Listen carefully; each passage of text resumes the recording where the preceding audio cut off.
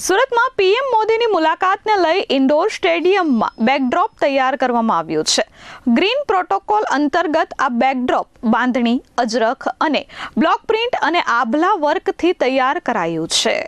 આગામી 5મી જૂનના રોજ વડાપ્રધાન નરેન્દ્ર મોદી સુરતની મુલાકાતે છે, ત્યારે સુરતના ઇન્ડોર સ્ટેડિયમ ખાતે તેમનો પ્રોગ્રામ નિર્ધારિત કરવામાં આવ્યો છે. આ કાર્યક્રમને લઈ વહીવટીતંત્ર દ્વારા તડામાર તૈયારીઓ કરવામાં આવી છે. સામાન્ય રીતે મોટા સરકારી કે જાહેર સમારંભોમાં ડિજિટલ ફ્લેક્સ, બેનરો અને પ્લાસ્ટિક મટીરિયલનો વ્યાપક ઉપયોગ થતો જોવા મળે છે, પરંતુ પીએમ મોદીની મુલાકાત ગ્રીન પ્રોટોકોલ અને પર્યાવરણની થીમ પર આયોજિત કરવામાં આવી હતી, જે અનુસંધાને સુરતના સ્થાનિક કલાકારો મેદાને ઉતર્યા હતા. ફાઇન આર્ટ્સ વિભાગના મહિલા આસિસ્ટન્ટ પ્રોફેસર અને તેમની ટીમે રાત દિવસ એક કરી 48x14 ફૂટનું હેન્ડમેડ બેકડ્રોપ સ્ટેજની પાછળના ભાગનું હોર્ડિંગ્સ તૈયાર કર્યું છે.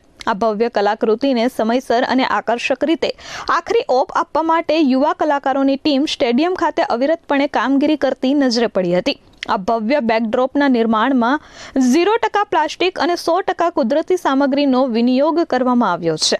આ વિશાળ આર્ટવર્કના મુખ્ય માળખા માટે પર્યાવરણ પૂરક અને મજબૂત એવા સ્ટેબલ વાંસનો ઉપયોગ કરવામાં આવ્યો છે અને સુરતને ટેક્સટાઇલ હબ ગણવામાં આવે છે. ત્યારે પરંપરાગત કાપડ કલાઓ જેમ કે ભાતીગળ બાંધણી, અદ્ભુત અજરખ પ્રિન્ટ, પરંપરાગત બ્લોક પ્રિન્ટ અને લોકજીવનની ધબકતી ઓળખ સમાન ચમકતા આભલા વર્કનો કલાત્મક સમન્વય કાપડના વિવિધ ટુકડાઓ દ્વારા આ બેકડ્રોપ તૈયાર કરવામાં આવ્યું હતું. Bureau report S24 news, Surat.